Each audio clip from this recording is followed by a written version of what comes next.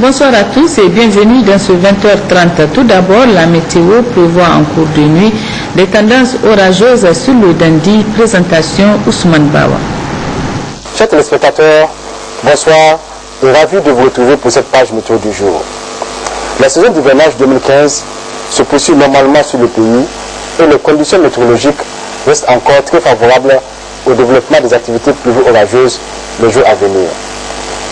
Ainsi, l'analyse des cumuls pluviométriques faites du début de cette saison jusqu'à la date du 31 août 2015, comparativement à la normale sur les 30 dernières années, montre un excédent pluviométrique de 119 mm à Tilaberi, 77 à Agadez, 9 à Magaya et 59 mm à Ngingimi.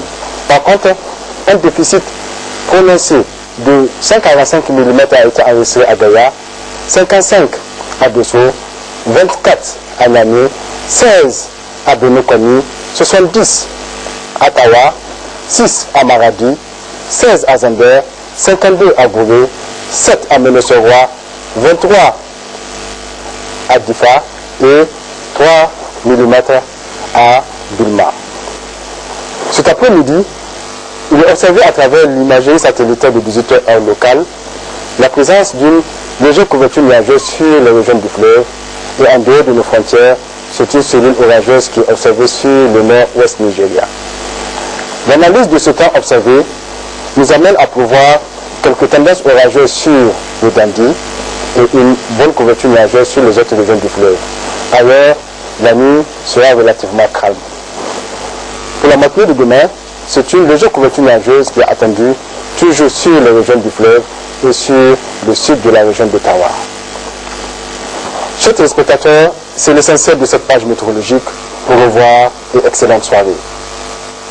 Le Premier ministre chef du gouvernement Birji Rafini était ce matin dans la région de Dosso. Il s'est d'abord rendu à Albarkaze où il a rencontré les personnes sinistrées des inondations suite au débordement des eaux du fleuve. Birji Rafini s'est également rendu sur le site fruitier de Gaya, puis au niveau de l'aménagement hydro-agricole de Kessa avant de retourner à Gaya pour présider une cérémonie de don de vivres. Nous y reviendrons plus en détail au cours de nos prochaines éditions. L'édition 2015 du prix de l'excellence et du mérite qu'organise chaque année la Fondation Gourivi Meilleur et les ministères en charge de l'éducation et de la formation s'est déroulée hier après-midi au Palais des Congrès de Niamey sous la présidence de la Première Dame Haja Aissata Issoufou, présidente de la dite fondation. À cette occasion, les meilleurs élèves de 8 régions, 116 au total, et leurs encadreurs au nombre de 101 ont été récompensés. Le compte rendu de Gérard Ablaziz et Abdoulaye Hamidou. Les meilleurs élèves du Niger de l'année académique écoulée étaient à l'honneur hier au Palais des Congrès à l'édition 2015 du prix de l'excellence et du mérite qu'organise la Fondation Gourivi Meilleur de la Première Dame Haja Aissata Issoufou. Ils sont au nombre de 116. Il s'agit des 3 premiers des différents examens de fin de cycle et de meilleures filles des 8 régions. L'une d'entre elles, Achetou Galissoun Agina de la Croix-Rouge Poudrière 1, a jusqu'à 19,76 de moyenne. Pour cette 5e édition, l'excellence a été célébrée au niveau de tous les établissements scolaires de l'ensemble des ministères en charge de l'éducation et de la formation pour être en cohérence avec le programme sectoriel pour l'éducation et la formation PSF. Et les encadreurs de ces élèves, 61 au total, ont été également honorés. La Fondation Gourivi Meilleur veut contribuer à une éducation de qualité conformément au programme de renaissance du président de la République, Issou Mahamadou. L'école nigérienne doit être en effet une école de référence, une école de défi, une école qui fait de la qualité, de la performance et de la culture du mérite les fondements de son essor et de sa stabilité dans un monde devenu aujourd'hui de plus en plus compétitif. Pour mieux participer au développement de la culture de l'excellence à l'école, ma fondation œuvre à la restauration des bibliothèques dans les écoles et à inciter à l'accès à l'outil informatique à tous les élèves à travers le projet informatique pour tous, PIPT. Cela suppose la formation des enseignants, la mise à disposition du matériel, la connexion à Internet ainsi que la mise en réseau des appareils dans les établissements de toutes les écoles de notre pays. C'est une initiative qui dépasse les capacités de la seule fondation Gourivi Meilleur. C'est pourquoi nous profitons de l'occasion qui nous est offerte devant cette assemblée réunie au nom de l'excellence pour plaider auprès de tous les ministères impliqués afin qu'ils nous soutiennent et nous accompagnent dans ce projet qui s'avère pharaonique pour nous, mais également indispensable pour l'école nigérienne. Mon plaidoyer est également en direction des partenaires techniques et financiers de notre école, de toutes les associations, ONG et fondations, pour que l'école nigérienne soit en accord avec la marche du siècle. Je félicite et remercie tous ceux qui nous ont emboîté le pas, sans oublier ceux qui nous ont précédés d'une certaine manière. Je rends hommage à tous les enseignants, avec une mention spéciale à ceux de la région de Difa qui, dans un contexte d'insécurité et de psychose, ont pu surmonter leur peur pour s'atteler à leurs devoirs et aider les enfants de cette région à réussir à exceller. La représentante des ministres en charge de l'éducation et de la formation s'est à son tour apaisantie sur les inlassables efforts fournis par les plus hautes autorités pour améliorer l'école nigérienne. Le défi de la qualité de l'éducation et de la formation se pose avec acuité aujourd'hui dans notre système. Et c'est dans cette optique que le gouvernement de la 7e République, sous l'impulsion de son Excellence M. Issoufou Mahamadou, président de la République, chef de l'État, a pris des mesures énergiques.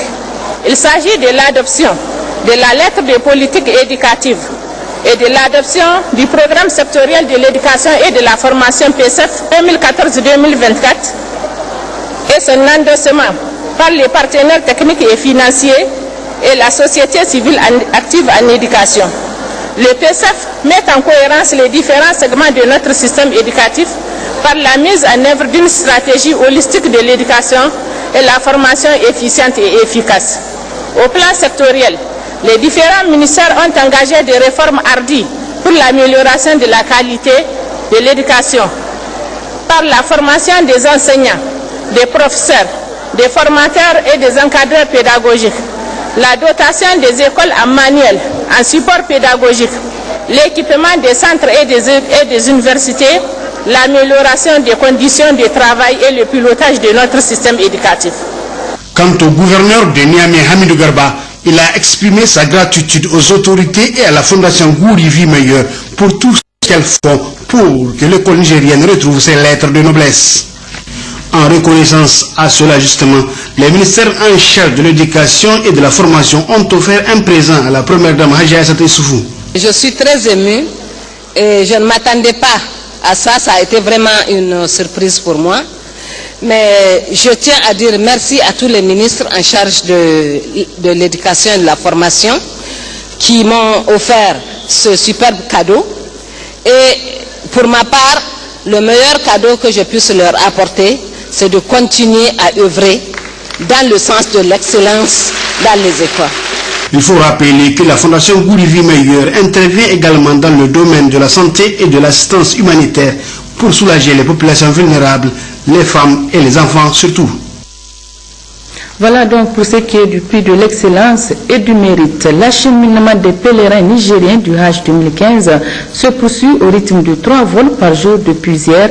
De la ville sainte de Médine, la première étape, les équipes d'encadrement du Coro sont à pied d'œuvre pour leur assurer une parfaite prise en charge. Reportage Mamansani Ibrahim et Mohamed Ali. Le rythme des vols et d'atterrissage s'accélère au fur et à mesure que s'approche la date du début du rite de pèlerinage 2015. À Médine, la première étape des pèlerins, le personnel d'encadrement du COHO, accompagné de l'ambassadeur du Niger en Arabie Saoudite, a effectué une visite sur l'un des sites d'hébergement de nos compatriotes, un hôtel 3 étoiles où sont logés séparément les hommes et les femmes. Les encadreurs et les personnels diplomatiques ont échangé avec les pèlerins sur leurs conditions d'hébergement et éventuellement d'autres préoccupations relatives à leur séjour à Médine. Le sentiment général qui s'en dégage est un sentiment de satisfaction. Je suis parmi les pèlerins qui sont ici.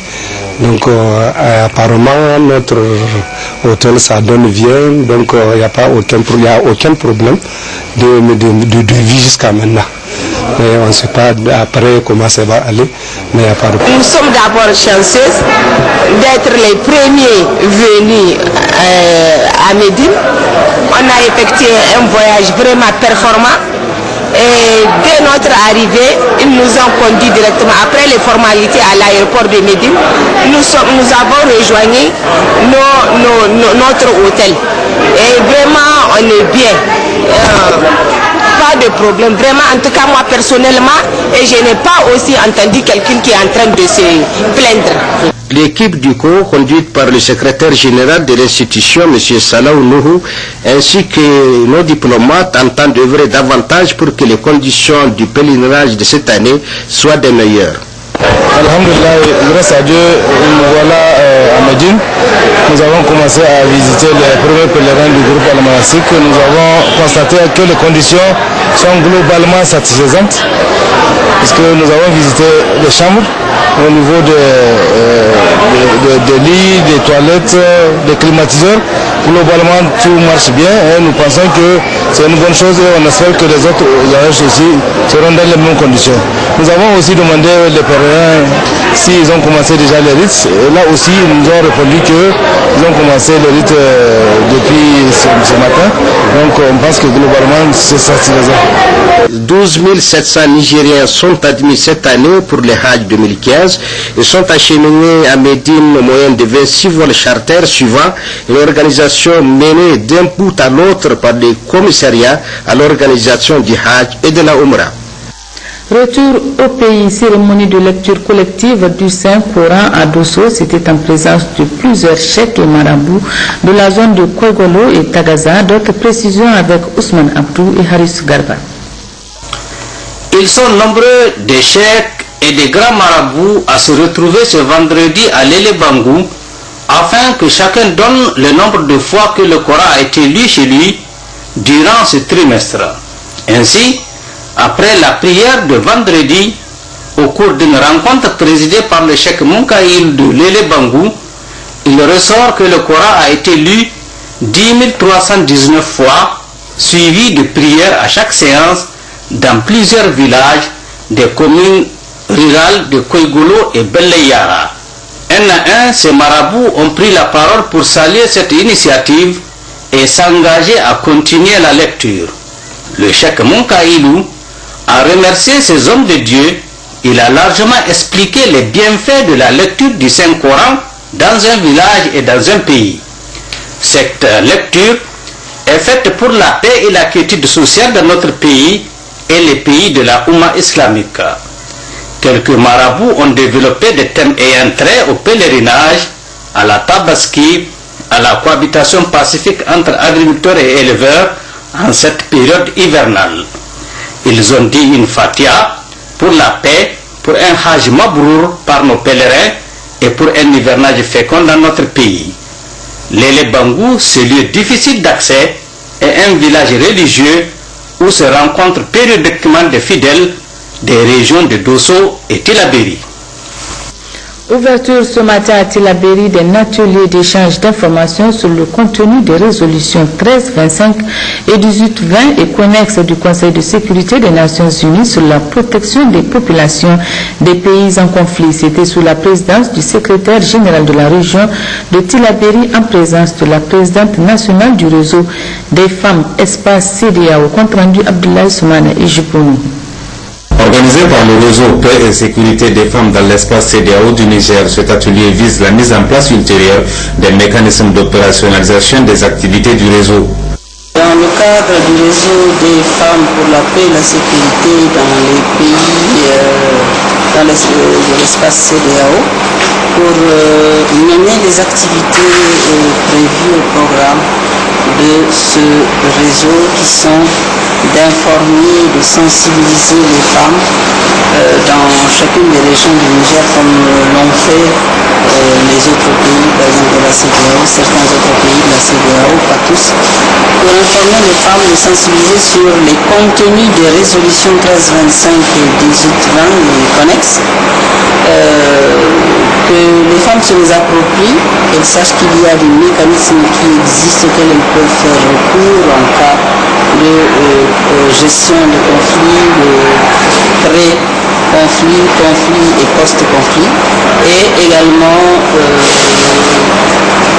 les sensibiliser également et les amener à mener leur devoir de citoyen et à s'impliquer dans les processus électoraux. Dans les travaux, le secrétaire général de la région de Tillabéri, Moussa Moussi, a salué la tenue de cette importante rencontre qui permettra de sensibiliser nos mères et sœurs pour leur pleine implication dans la recherche et la promotion de la paix prônée par les plus hautes autorités de notre pays, au premier rang desquels le président de la République, chef de l'État, Issouf Mahamadou, et le premier chef du gouvernement, Brigitte Raffini, et au moment où notre pays, le Niger, connaîtra dans quelques semaines des élections générales. Moussa Moussi a exhorté les participants à profiter au mieux de cette journée car leur contribution est très attendue et sera d'un apport appréciable.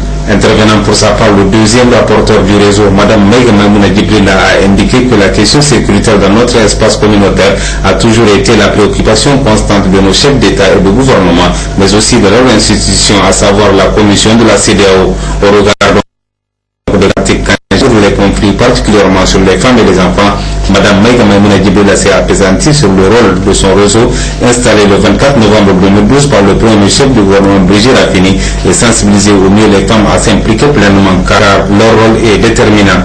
Auparavant, le maire de la commune urbaine de Tillabéri, conseiller spécial à la présidence de la République, se réjouit de la tenue de cet atelier et exprimé au nom des populations toute sa reconnaissance à l'État et ses partenaires pour tous les efforts qu'elle déploie dans la recherche du mieux-être des populations. Au cours de cette cérémonie, un témoignage officiel de satisfaction a été décerné à Mme Maria Abdoua, directrice régionale de la police nationale de Tillabéri, pour service rendu au réseau Paix et Sécurité pour les femmes de l'espace CEDEAO au Niger. Parlons santé à présent. Ouverture ce matin à Niamey de la 3e édition de la journée d'allergologie au Niger, une journée organisée par l'Association nationale de formation continue en allergologie en collaboration avec l'hôpital national La Mordée. La cérémonie d'ouverture a été présidée par le secrétaire général du ministère de la Santé publique. Le commentaire de Guy Mathieu Théa. Cette journée d'allergologie est un cadre d'échange, d'expérience entre des médecins nigériens et français dans le but de trouver les voies et moyens pour prévenir les allergies et d'améliorer davantage les performances de notre système de santé dans ce domaine. L'objectif, c'est quoi? C'est d'arriver à former le maximum de médecins, d'infirmiers, de tous ceux qui travaillent dans le domaine de la santé. Nous avons amené un professeur qui nous a traité de la démarche même sur comment faire le diagnostic en allergologie. Ensuite, on a traité de la sensibilisation dans la ville de Niamey. Quels sont les allergènes qu'on trouve dans la ville de Niamey.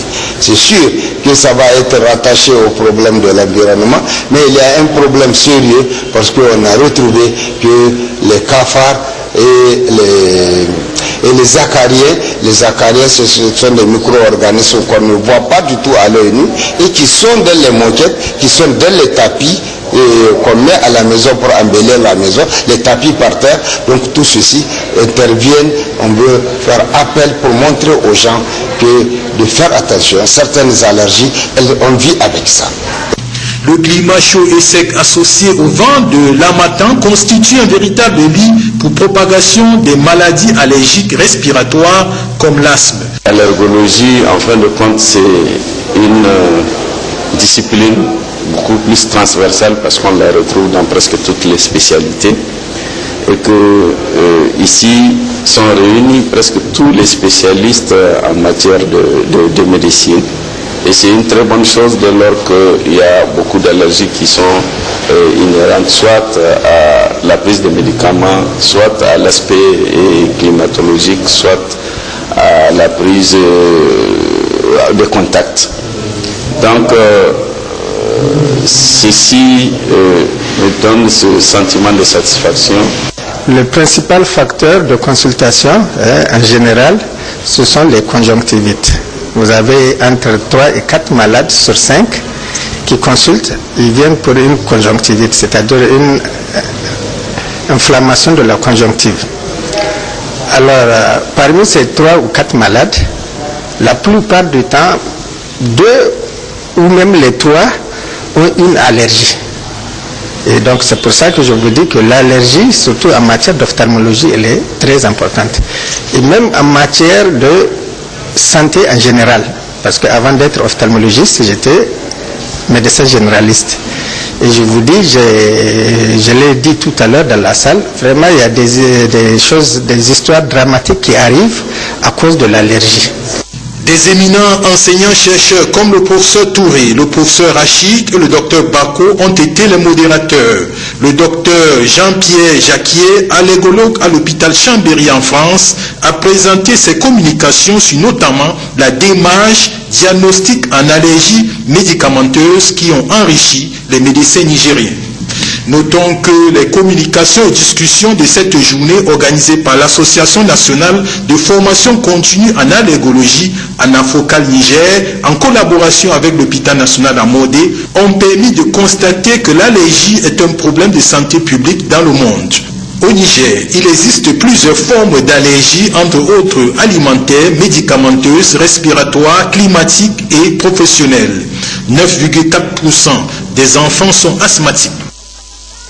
Santé toujours clôture ce matin à Niamey de l'atelier de formation sur le diagnostic bactériologique de la méningite, du choléra et autres gastro-entérites. 10 jours durant, les spécialistes en santé ont été suffisamment édifiés sur le diagnostic bactériologique. Compte rendu Nanmare Moutari et Mohamed Adam. L'atelier de formation sur le diagnostic bactériologique qui a débuté le 27 août dernier a clos ses travaux ce 5 septembre 2015 sur une note de satisfaction totale.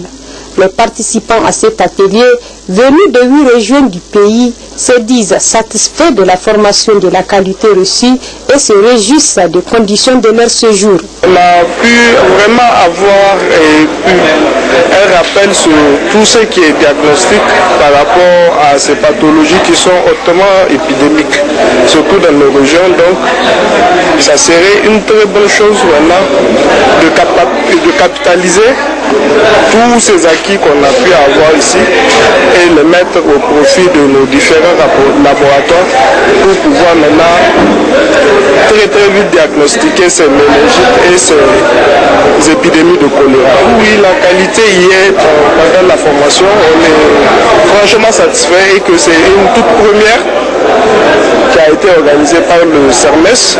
Je les félicite et les encourage à aller dans ce sens. Vraiment pour cette formation, je ne vais rien vous cacher, je suis fier. On nous a réveillés beaucoup. Vraiment, à mon retour de mon service, ça va changer, Inch'Allah.